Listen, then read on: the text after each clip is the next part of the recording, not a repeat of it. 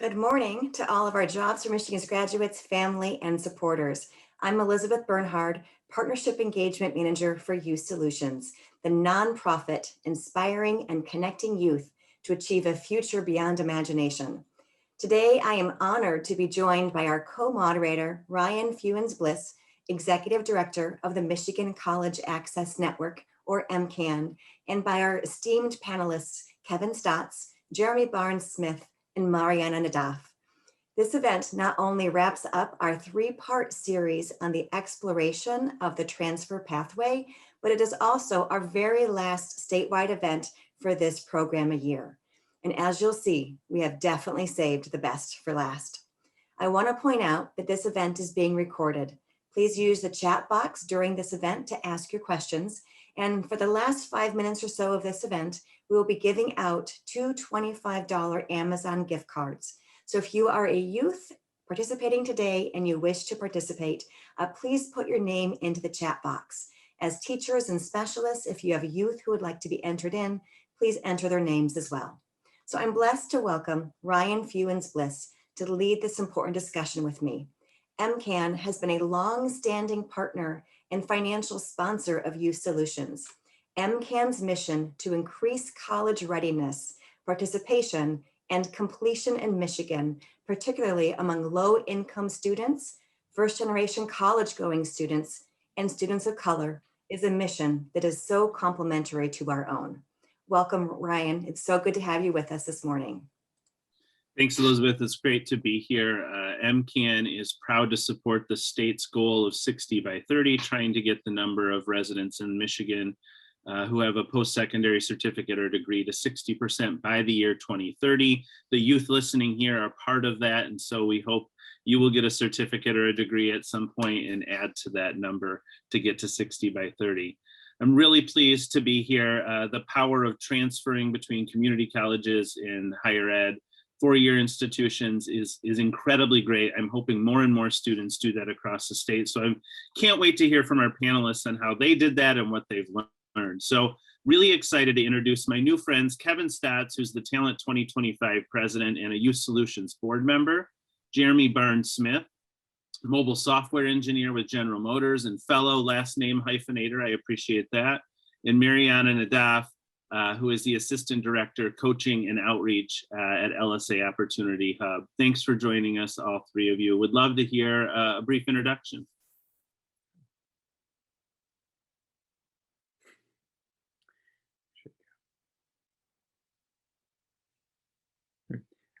I guess I'll go first. So as Ryan said, my name is Kevin Stotts, President of Talent 2025. So just briefly about our organization, we're sort of a kind of a research organization on education and workforce issues in Western Michigan.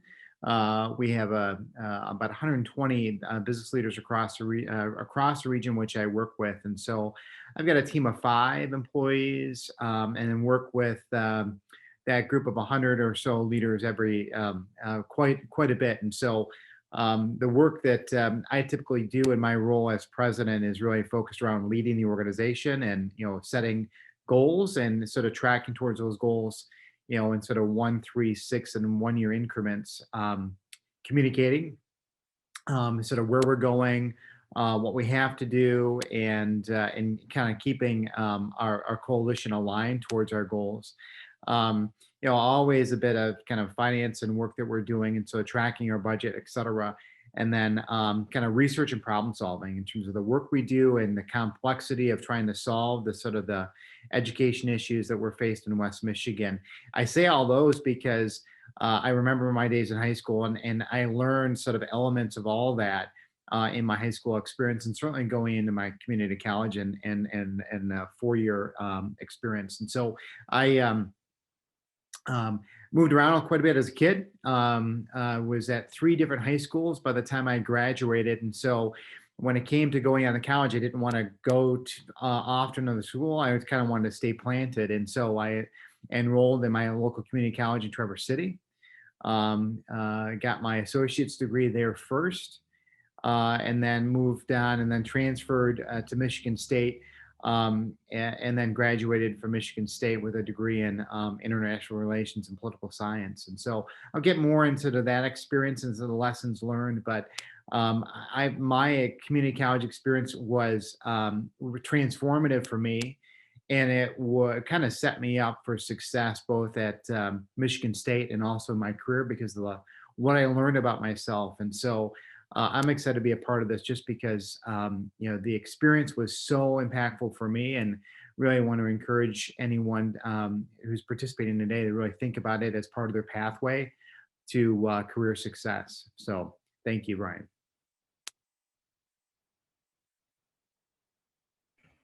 I guess I can go next. This is Jimmy Barnes Smith. As has been stated, I'm a mobile software engineer at General Motors. I've been GM for about 3 years.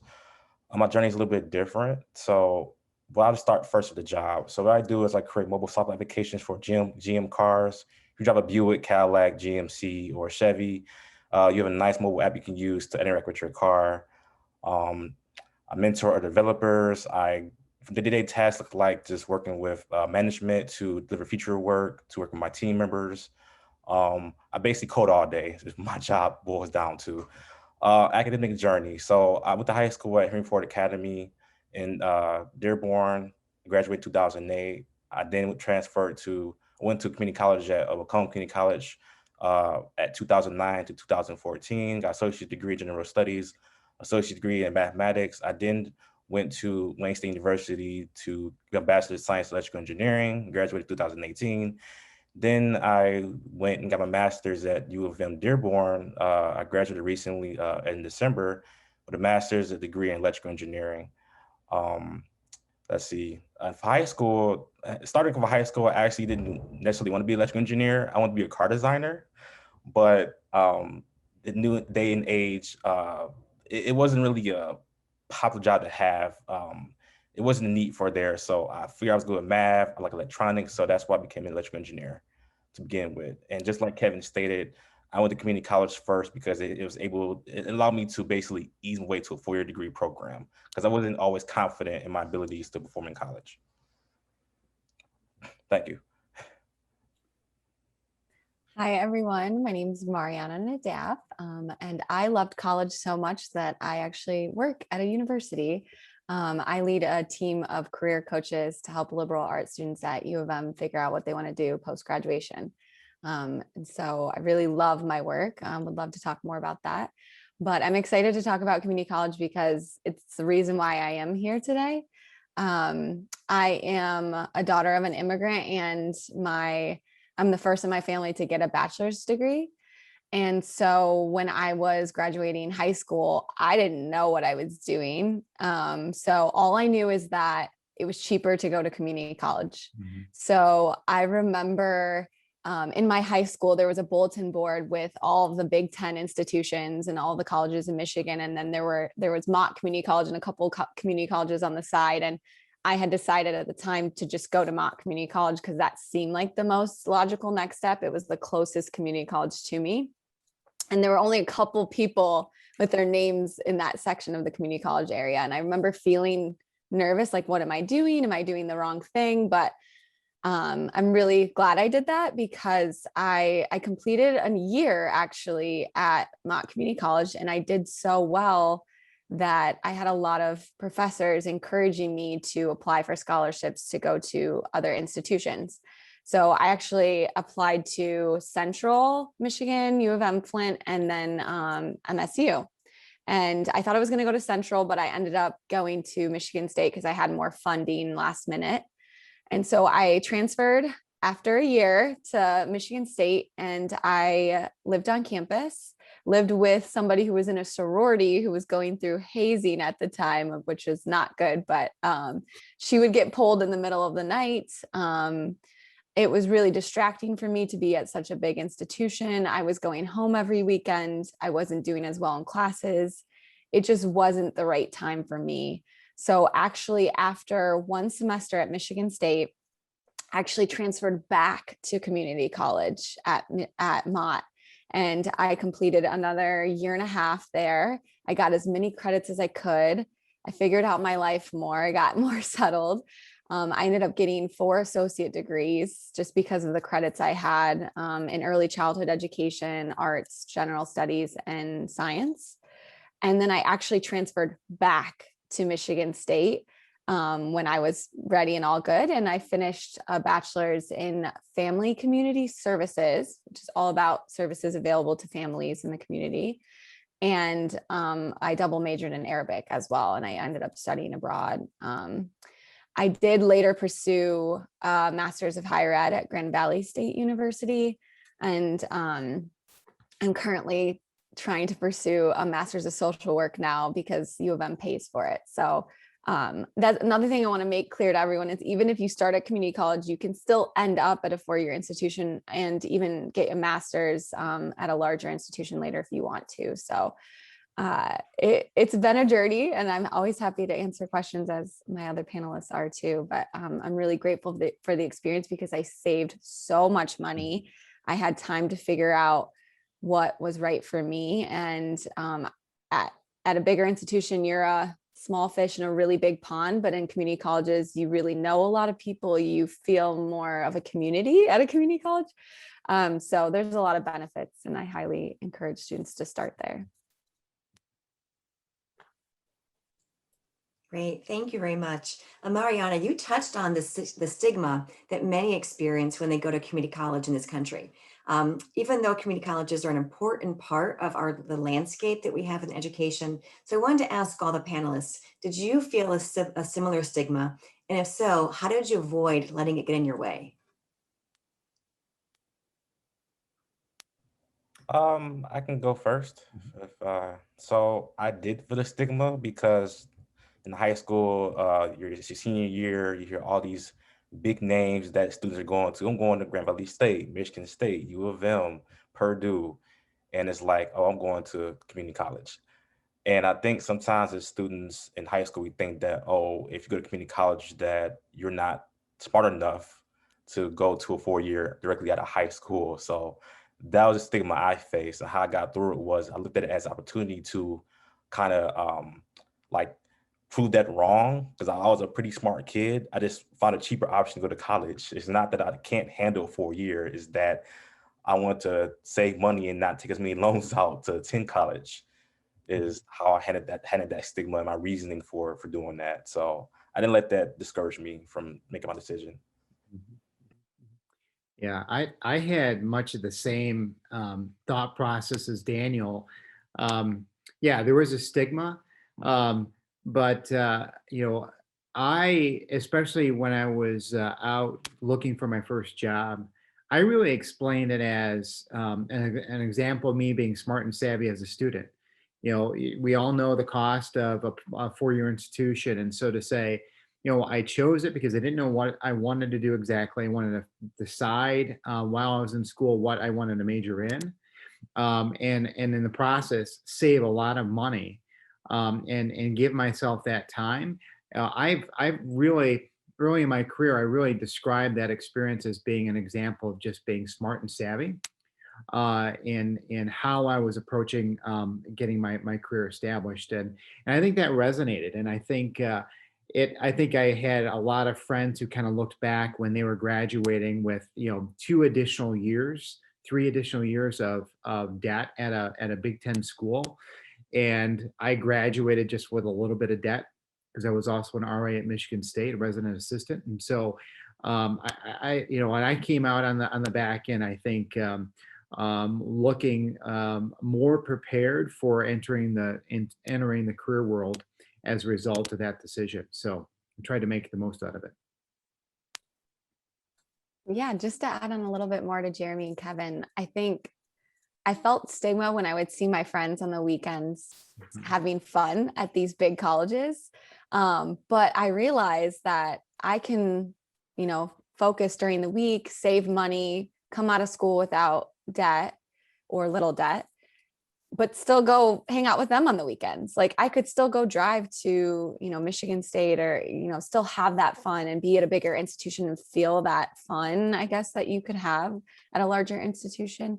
But I wasn't going into debt and I still could transfer there later. So I think I just kept reminding myself that I'm making the better decision for me financially and just what's right for me education wise at the time. So they can, I still could have those experiences just later on, and come out in a better situation than some of my peers financially. Navigating the process of going to college can be really intimidating. Navigating the process of going to 2 or more colleges must be even more intimidating, especially for folks whose parents didn't go. What were some of the resources each of you found to help you navigate, excuse me, the transition, navigate being at the community college and then navigate being at the other institutions you've attended?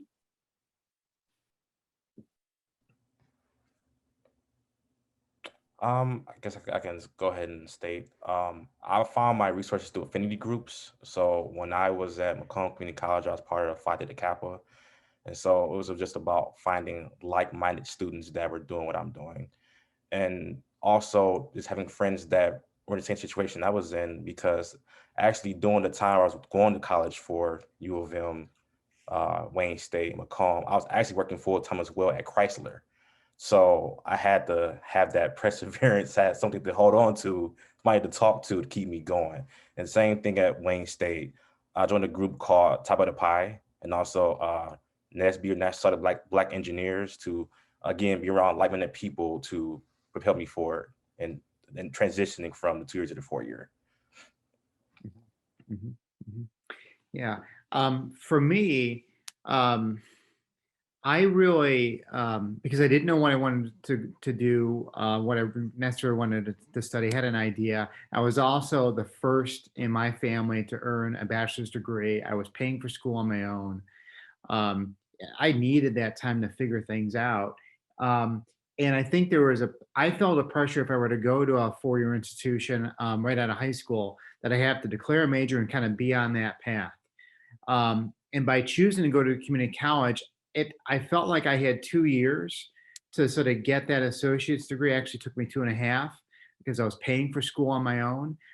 It gave me time to decide what that major was. And I actually changed it sort of 3 times before I graduated. But when I graduated, I had that solid plan of what I wanted to study and where I wanted to go to school. And in a community college setting, I had a guidance counselor, but then I quickly sort of connected with a couple of my professors and just talked it through. And I had that time because it's a more intimate setting, it's smaller class sizes. And so I had that access to professors who do this all the time. They're advising their students on where they're going to go on after they leave the community college. And I think that was invaluable. You go to a Big Ten school as a freshman, you will get lost. And I think that I used that time and the access to really just help me decide what I wanted to do. I echo Jeremy and Kevin quite a bit. And because my family couldn't help me and I didn't understand how to read my financial aid packages, I became very close with the financial aid offices in every institution that I attended until I figured it out eventually. But a lot of financial aid offices do have staff members who will just explain what your package means and what other resources are available to you. So when I would do that, I would find out other pockets of money or scholarships that I could apply to that I otherwise had no clue about. So that was definitely a big resource. Advisors, of course, they get emails all the time about certain internships or opportunities or funding, and they are just looking for students to apply that qualify. So asking them what's available, your professors, even just starting there, like at community college, I got really close with my professors because there were small classrooms and I could, meet with them during office hours and just ask more about how to get where I wanted to be and what they did, just learning from their experiences. Another thing I would say also is upperclassmen or people who might be a year in front of you.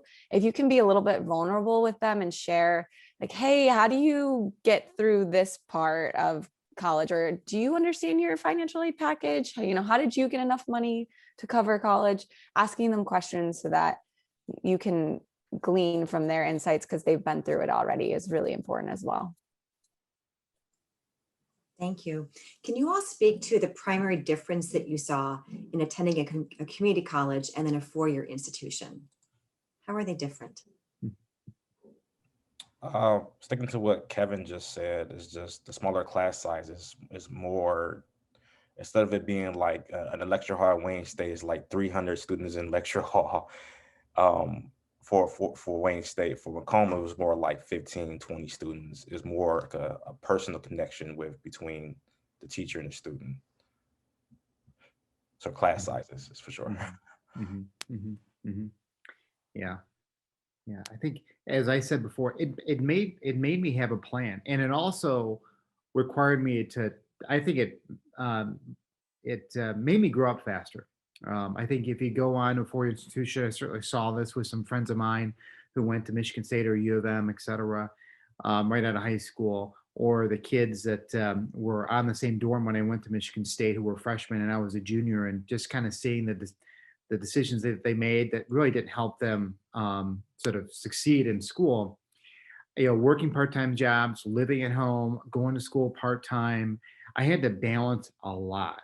I had to work the financial aid process, as Mariana explained, and all of that prepared me. So when you get to that, four-year institution and the rigor is up, there's more expectations, there's a lot of distractions.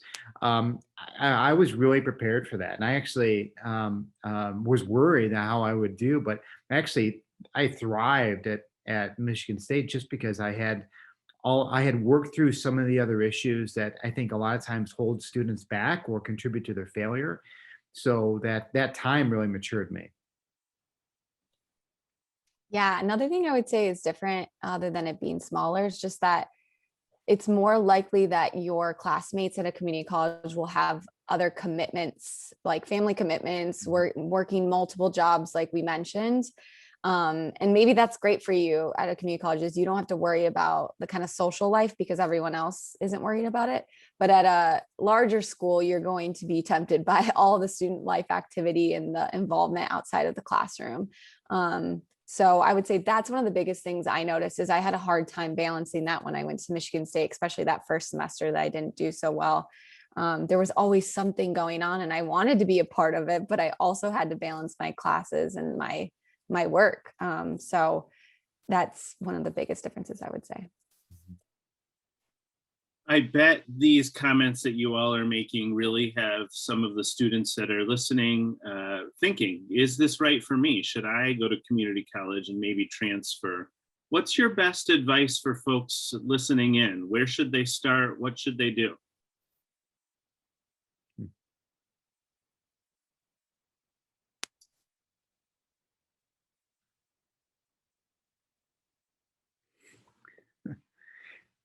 I'll go.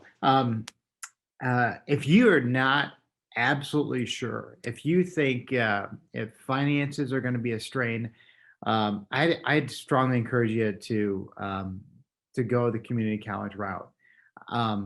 It made me a better person. I know I probably succeeded getting my baccalaureate degree by going to community college first. I was a better student. I was better directed. I was purposeful.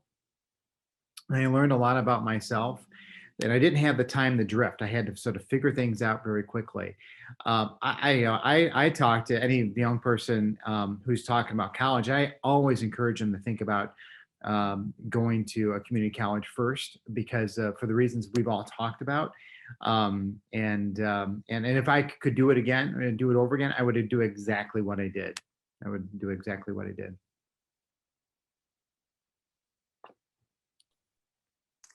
Yes, I agree completely.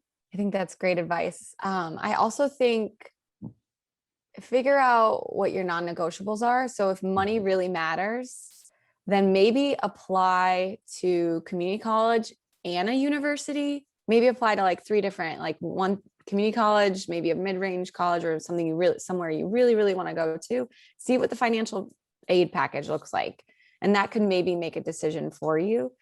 I also want to recognize that sometimes students don't have the the GPA they're hoping for when they leave high school and they don't feel like they could get into the college they want to or their university. So maybe then that's a great place to just start at community college, because you can actually transfer your GPA that you get from a community college, and you don't need to transfer your high school one after a certain point. And then the other thing I would say is the biggest piece of advice to me for me is that there's resources out there for just about any concern you have, whether it's within this group and this community with Youth Solutions, or just the school you're looking to go to, or just somewhere out in the community. Whether it's a Google search or just connecting with somebody, there's usually resources out there to help you, whether that's funding or just advice or guidance. So look for it or ask somebody for it. I can't really add much to what the other two have. They already said everything I want to say, so I'm gonna just echo what they said because that's exactly what I was gonna say. Great. Well, there are some questions in the chat that I'll speak to. How do you believe community college and universities differ in terms of student engagement and support in the virtual environment? Hmm. I have to go back to what I said about just the class sizes. If you're starting out at a community college, it could be like anywhere from 12 to 15 students in your class, and you could feel like you're part of the group. When you go to a bigger school, virtually wise, it could be, like I said, 200 students. You are trying to get to ask a question in class, and your little hand raising on your chat app won't get noticed because you have 299 people ahead of you trying to ask questions. So I would say that.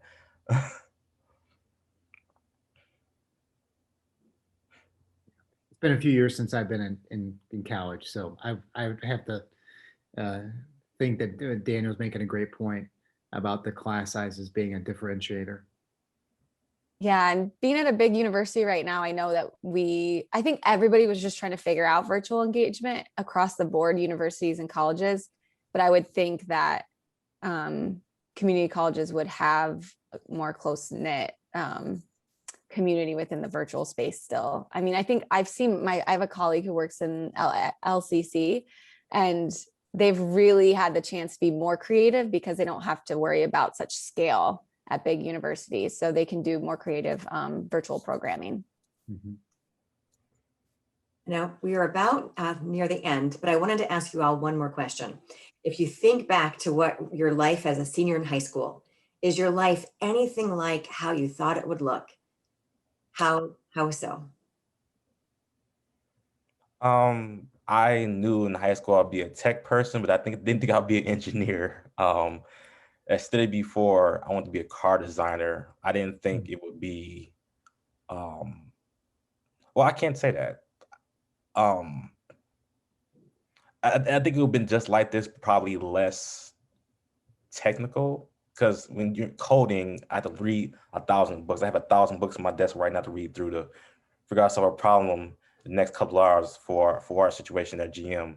With coding, with car designing, it's just drawing a piece of paper, getting out there a sketch, and then passing along and see if higher ups like it. So I would say that compared to what I thought back then to now, it's probably more involved with my work in deep, deeper aspects. Mm-hmm. Yeah, I answer, Elizabeth, your question, yes and no. I could have never imagined in high school doing what I'm doing right now, but I know I'm doing everything. I'm purposely doing everything I'm doing now that kind of puts me in the best position to sort of use my skills. So I would say, know what you like and know what you're good at. And that will help direct you to the careers and the jobs and the career path that really is the most satisfying for you. And so I kind of knew what I liked to do and what I was good at, especially after I got to college.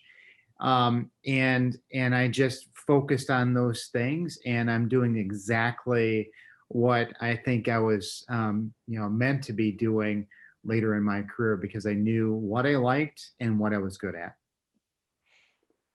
my high school aptitude test said school counselor, and I'm pretty close to that, to be honest.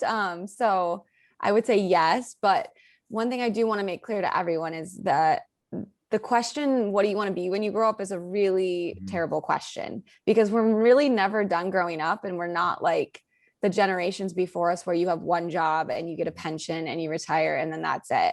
You constantly pivot now. So instead of thinking about what do you want to be when you grow up, it can just be what do you want to do next? Because then you can continue to figure out and refine what you enjoy. So don't feel like you have to have it all figured out or know exactly what you want to do. You'll get there. I just want to add one thing as well. Do not let the ACT and the SCT score determine what your future is. Because I had a 19 on my ACT way back when. I was like, oh no, I'm just not smart enough to go to do anything really, let alone an engineer. But as you can see, that did not determine my path at the end. Awesome. Awesome. Really great feedback. I wish we could give you a full hour, 2 hours. Like, there's so much here that we could unpack.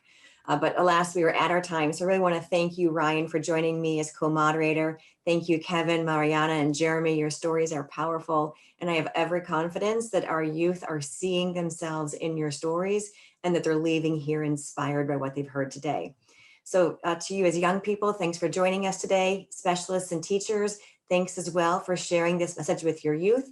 And we thank you all for joining us. See you next time.